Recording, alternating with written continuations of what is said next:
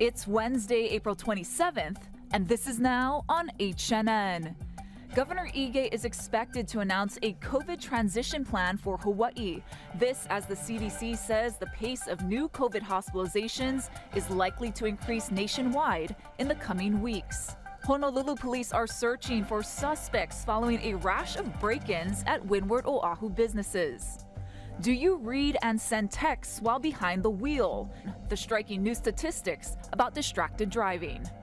These stories, plus incandescent light bulbs, will soon be fading into history. Details coming up on This Is Now.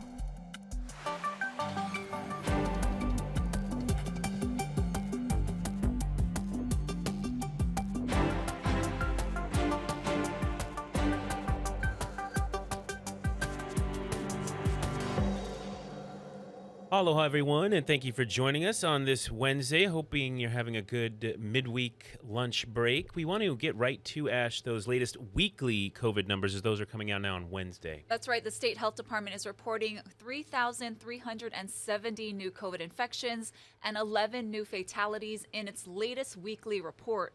The total for new COVID cases does not include positives through at-home tests. Keep that in mind. Now, today at 1 p.m., Governor Ige will be holding a press conference about Hawaii's COVID transition plan from an emergency response to a public health management program. Now, State Health Director Dr. Libby Char, State Epidemiologist Dr. Sarah Kemble, and Interim Superintendent Keith Hayashi are all scheduled to participate in this press conference. We'll bring that to you live on all your HNN digital platforms at 1 p.m. Meanwhile, the nation's top infectious disease expert says the United States is in a new phase when it comes to the virus, even though the CDC says the new pace of new COVID-19 hospitalizations is likely to increase nationwide in the coming weeks. Anthony Pura reports.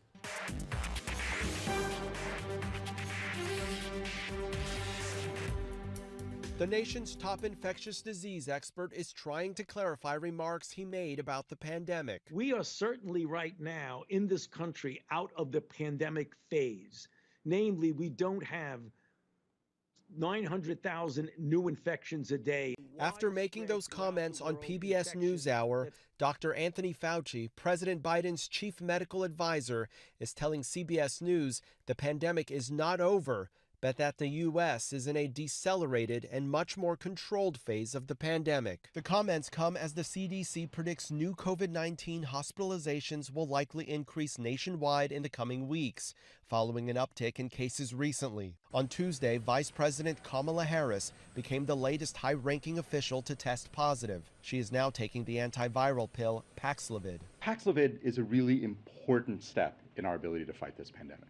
The CDC says the virus has already infected more than half the U.S. population and 75% of Americans under 18. A top FDA official released a video statement responding to suggestions that the agency is delaying its review of vaccines for children under 5. Being thorough absolutely does not mean we are delaying review of these vaccines. We're going to move with all expediency without sacrificing our standards to complete our evaluations. On Tuesday, Pfizer asked the FDA to authorize a booster shot of its COVID-19 vaccine for children ages 5 to 11. Less than a third of that age group is fully vaccinated. Anthony Pura, CBS News, San Diego. A series of violent break-ins at Windward Oahu businesses have police on the hunt for multiple suspects. At least 2 were caught on camera, and all of them were wearing masks. Jolani Martinez has more.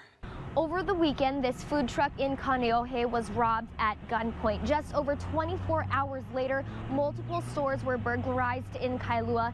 HPD says no arrests have been made in either cases, but the incidents have left people on edge. The owner of Mahaloha Burger in Kailua spent the afternoon replacing the window to his store. Surveillance video from outside the restaurant shows why. Something like this that is happening, it just puts more, hardship on all the small businesses, Police say these 2 men wearing masks and hoodies are suspected of burglarizing 4 to 6 restaurants. Biology, Paniolo's, Aloha Salads, and Mahaloha Burger near Hekili Street were all broken into overnight. They were in and out in less than 30 seconds, so It was really quick. You know, they went in, they got nothing. I mean, we have empty registers. We don't keep money at the workplace. We're just fortunate that nobody got hurt.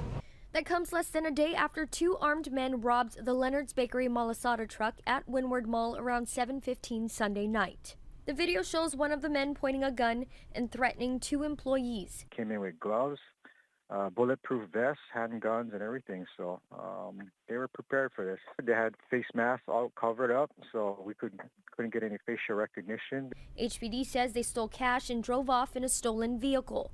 The food truck is now forced to adjust its hours because their workers are frightened. Of course, all our employees are afraid to work now, knowing that it could happen again anytime. Scared and nervous. Other Kailua businesses are worried they could be next. Because we have the restaurant too, that's why. I would say this is a pretty safe neighborhood, and it was just like, things like this don't normally happen around here. You know, got to pay for it. It makes the neighborhood feel unsafe. I mean, it's just everything that you're trying to get $20, $40 for just isn't worth it. Anyone with information on either case is asked to contact HPD or Crime Stoppers. Reporting from Windward, Oahu, Jolani Martinez, Hawaii News Now. Nearly 30 years after a lawsuit was filed over Native Hawaiian leases, the state has agreed to pay $328 million for their time on the wait list. Many who originally fought for it, though, are not alive to see that action today. There are 2,700 people that began this journey with us in 1999. And of those 2,700, 953 or almost 1,000 have passed. So while it is a joyous occasion for everyone, both the living clients and the relatives of the deceased clients, it's also a sad occasion for those individuals who passed and weren't able to see the conclusion of the lawsuit. The suit accused the Department of Hawaiian Homelands of breach of trust for not awarding the leases in a timely fashion. This comes after the legislature set aside $600 million from the surplus to go towards DHHL. So if you add the $2,700 that should be helped with the Kalima lawsuit, plus the $600 million bill, we're looking at potentially, if my math is correct, hopefully about 7,000 people, 7,000 waitlisters being helped by this monumental amount of funds. And so it's very, very exciting. I'm just overjoyed. The wait list of applicants has grown to about 28,000 people. The bill still needs approval in the House and Senate, but the governor has already said he will sign it if it passes. And a bill that could reshape the future of Mauna Kea and astronomy in Hawaii has been changed again. House Bill 2024 is the controversial proposal that would remove UH as manager of the mountain and replace it with a new governing authority. The bill was modified in the Senate so that UH and the new governing body would have joint oversight. Now, the latest version, introduced yesterday, would leave UH out after a 5-year transition period. After that, the new governing authority would take over day-to-day management of the mountain. The new authority would have 11 members, including the Hawaii County Mayor, the UH Board of Regents Chair, and a cultural practitioner. The big question, how this bill will affect Hawaii's astronomy industry if passed. Lawmakers who worked on this latest version say, quote, astronomy is the policy of the state. But they add the goal is to protect Mauna Kea for future generations. Hawaii's Congressional Delegation has secured over $265 million in federal funding for projects right here in Hawaii. Nick Goob is a correspondent for Civil Beat Honolulu in Washington, D.C. Our Steve Uehara caught up with him earlier today on Sunrise to see what that money is going toward. So now let's get down to the numbers. As far as our Congressional Delegation, who brought in the most? Well, the delegation as a whole really brought home the bacon this time around. They brought in about $265 million total. Now, Senators Brian Schatz and Mazie Hirono, they secured the largest sum of that, about $240 million roughly for Senator Schatz, and I believe $180 million for Senator Hirono. Now, of course, there's a little bit of crossover there where the two of them work together to secure some of these larger earmarks. In the House, Representatives Ed Case and Kai Kahele, they brought in a little bit less, about $15 million, but the big reason for that is because in the House, where you have 430 some odd members, they actually put limits on how many requests you could make. And so they were sort of limited in how much money they could bring back. But Ed Case, for instance, he had 10 earmarks that he could request, and he got all 10 of them. All right. And what's that money going to be used for? Well, there are a lot of different goodies coming Hawaii's way. And, you know, some of it's for conservation projects, Native Hawaiian cultural organizations, domestic violence survivors. There's some big ticket items for construction, such as a highway realignment project on Maui, or to upgrade the electrical system at the Marine Corps base, Kaneohe. So it really runs the gamut, and so the range of earmarks are from as little as tens of thousands of dollars to tens of millions of dollars. Speaking of Hawaii's congressional delegation, here's the latest on some possible shakeup. Former state senator Jill Tokuda is taking her name out of the running for lieutenant governor and instead putting in a bid for Congress. Tokuda's team said in a statement that she filed a statement of organization with the Federal Elections Commission. She'll challenge Congressman Kai Kahele for his House seat. Tokuda's team says she'll be traveling around the state and to D.C. for meetings over the next week. Kahele took office just over a year ago in January 2021. His term will end 2023. There's been speculation that he's considering a run for governor, but so far he has not directly said if in fact he will seek a gubernatorial run.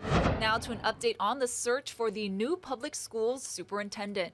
The Star Advertiser reports that the field is down to 7 candidates. We're expecting to hear those names on Friday. On May 19th, interviews with the finalists are scheduled, and the public is supposed to be able to watch those interviews. It's possible the board will vote at that time to make a recommendation, and the final approval is scheduled for June 16th. New research from State Farm reveals some striking statistics about distracted driving, including the fact that more than half of drivers say they always or often read or send texts while behind the wheel. Casey was out on the road earlier today and filed this report. Aloha from Dillingham Boulevard, a very busy roadway during the morning and evening commute. We're talking about State Farm research, where they found that nearly half of drivers they surveyed, their customers, say that they engage with some sort of an app while they're driving. 2 in 5 drivers say they're either watching video or occasionally manually dialing their phone. Earlier today, I caught up with Ed Sniffen, the Deputy Director for DOT for the Highways Division, to ask him if those numbers and figures surprise him. Not at all, not at all. And we can see it every day. During the mornings when you're driving, you can see people who are on their phones actively using them to talk or watching them at the same time. So not surprising at all, especially considering that 20% of the fatalities in our state are contributing factors are distracted driving. A third of drivers admitted to using video chat or recording while driving, and younger drivers, those between the ages of 18 and 44, were significantly more likely to say they always or often engaged in distracted driving habits compared to older State Farm customers. Now, we set out earlier today to talk to local drivers to see if they're ever guilty of some of those habits. So to me, sometimes because of business, sometimes we kind of like checking the phone very often, but I try to avoid and then leave it on silent, like driving mode. But then, you know, sometimes we cannot avoid. So with me driving and texting or calling, it can be very dangerous because sometimes your mind can be so focused on the business, and then all of a sudden it takes only a second and you already hit somebody or, you know, cause an accident. Ed Sniffen says before the pandemic, Hawaii was issuing around 20,000 distracted driving tickets per year. That dropped down to around 10,000 during the pandemic, but he says those numbers are likely ticking up.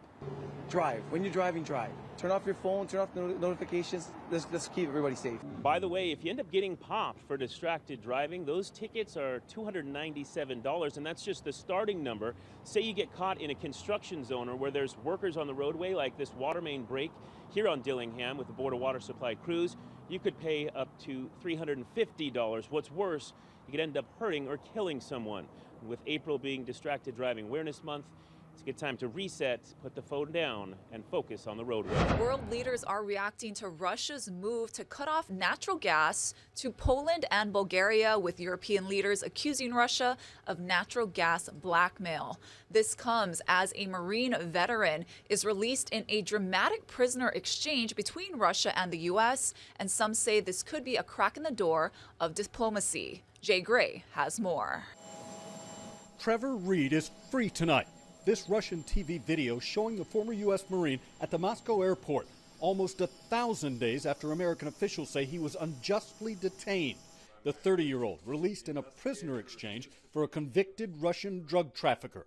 Finally, after waiting all this time, I'm going to be able to hug my kid, put my arms around him. We're deeply grateful to our allies and partners who helped in this effort to bring him home. Reed's health has been deteriorating since he contracted COVID last year. The surprising flash of diplomacy comes as tensions over the war in Ukraine intensify. Russia cutting the supply of natural gas to Poland and Bulgaria. The European Union calling the move blackmail. President Vladimir Putin warning the response to any allied interference in the conflict will be, quote, lightning fast. The Russian Defense Ministry saying it's hit an arms depot filled with weapons and ammunition from the U.S. and Europe, while troops continue their relentless attack on key cities, including Mariupol. Mariupol is completely erased. This is the results of the barbarian action of President Putin. New satellite images appear to show a third mass gravesite outside the battered city. Jay Gray, NBC News, Washington. And kind of a gloomier day out there. It's a little rainy there this morning as we take a live look outside over downtown Honolulu. You can definitely see quite a few clouds. And Billy V was in for Guy again this morning. Tells us we got some interesting weather on the way. Let's check it out.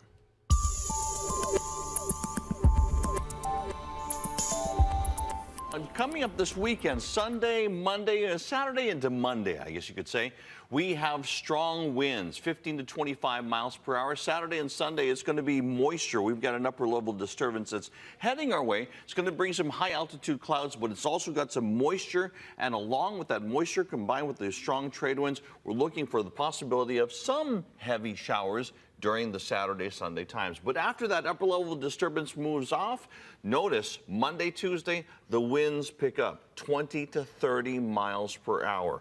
Those are going to be coming over the Ko'olau from the windward side, and as they go down the Ko'olau, they will pick up speed. More on that as we get closer to the weekend and the week after. Well, the Merry Monarch Festival is over, but there's still a lot of excitement around the event and questions about what next year's festival will look like. Casey sat down with Lacey Denise to find out. She was able to catch up with Lacey just after sunrise, and you're just getting back. I know, probably finally caught up on sleep, maybe, because I know it's a lot of work. Tell us a little bit about how Merry Monarch was this year. You and Dylan, Mahea were over there. Yeah. Looked like a lot of fun. Oh my gosh, it was so much fun, Casey, and especially because there was that 2-year pause, right, without the live audience. So I think when we were on the plane, we rode over with a hello, and then even when you get there, you see all these aunties and uncles and friends that you haven't been able to see just in general because of the pandemic. And then you enter the Edith Kanakaole Stadium and you just feel that energy and that power. And the competition this year was tough. And even though it was only about a third filled, the stadium, because of there were very strict safety protocols in place for COVID, there was still a lot of energy and excitement, and you could just feel it. And I want to ask you a question too, because you danced in Merry Monarch and competed. And I know that you had a crowd when you were there. Yes. And I'm trying to date you, but that was a few years ago. Yeah. I wanted to ask you, though, even when there was no crowd in Edith Kanakaole Stadium, those performers, those hula dancers are still under an intense amount of pressure because it's the best of the best. Yeah, so much pressure. And then you're also staring right in front of the eyes of these judges who are such accomplished, not only dancers, but cultural practitioners who have dedicated their lives to the culture and hula as well. So if you even blink wrong, you think twice, like, oh shoot, did I mess up? Am I doing this right? Is my lace sitting correctly? There's so much pressure, and I'm always amazed every year at how composed and how strong these ladies and men are. And so I know we've kind of been rehashing Mary Monarch, but I think that's because so many people have been thirsty for it for a couple of years. And so I'm happy to talk about it. But one thing I really haven't heard a lot about since you guys have all been back and the festival, the competition ended, was the plan for next year. And I know I'm not going to hold you to any details. I know you're not responsible for planning it, but what are you hearing and what are you hoping for at least? Are you going to be back to full capacity? What's kind of floating around the rumor mill anyway? Well, so far, no details on that, but it's going to be special because it's the 60th anniversary. So, I'm sure there's going to be very special things planned, and hopefully more restrictions will be dropping so we can be back to full capacity. But, I want to give a very big thank you to Auntie Luana, Kathy, and Kavena Kavelu, because this is no easy undertaking, especially trying to organize it in the middle of a pandemic. So hopefully the 60th, perhaps an appearance by Casey Lunn. We just don't know what's going to happen. But looking forward overall to really celebrate and perpetuate hula and the Hawaiian culture. I have been practicing my halal pronunciation. I struggle. People are very forgiving.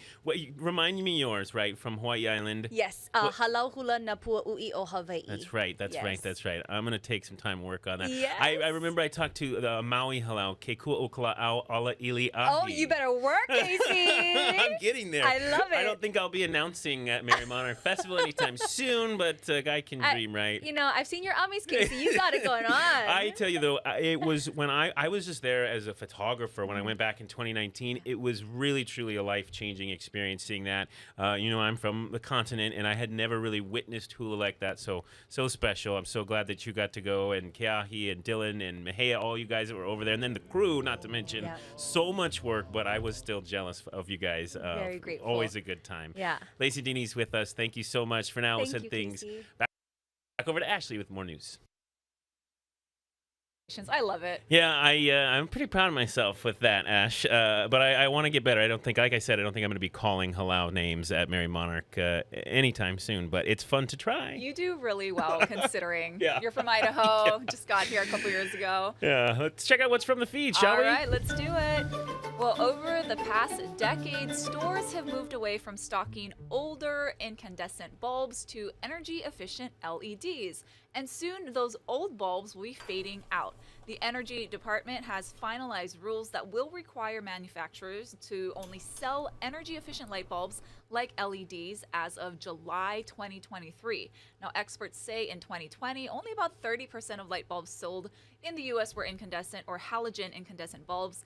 LEDs are more expensive, but can also last up to 50 times longer. So the Biden administration believes that will save Americans nearly $3 billion a year on their utility bills and help the environment.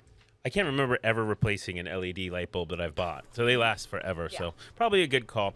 Well, I've got, speaking of things that I've bought or trying to buy, I've got something that hits a little close to home, Ash. And I'll share it with you now. Okay, get this. Half of parents with a child over 18 have provided some sort of financial support to their adult children. That's according to a new survey by Savings.com. On average, those parents spend about $1,000 a month for their children's food, insurance, rent, cell phone bills, student loans, whatever the case may be. I'm kidding. I'm pretty darn self-independent now in my 30s, but I will admit, I think especially when you live in here in Hawaii, it's tough to make ends meet, and I think that's pretty common among younger adults that mom and dad still need to help out a little bit. Home loans, you name it. Parents, yeah. Help out with everything. And time for some good news. A SpaceX rocket is carrying a new crew of professional astronauts to the International Space Station. 3, 2, 1, 0. Ignition. And liftoff. Go Falcon. All right, so 3 of them are Americans who will live and work with 3 Russians. And of course, this comes at a time when tensions are high between the 2 countries. The Americans say their lives depend on the Russians and vice versa, and that they have an incredibly good relationship that keeps the ISS in orbit. That's going to do it for us on This Is Now, you guys. Don't forget, we have that 1 p.m. press conference with